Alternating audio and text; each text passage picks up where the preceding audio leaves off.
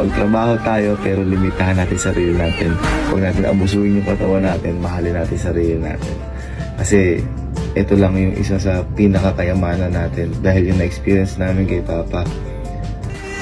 Walang kahit na anong kayamanan matutumbasan yung kalusugan. Pera lang yan, hindi mabibili yan yung kalusugan. Kami na bahala sa prinsesa natin, Papa. Papa, ako nang bahala kay Mama. Ako nang bahala sa lahat.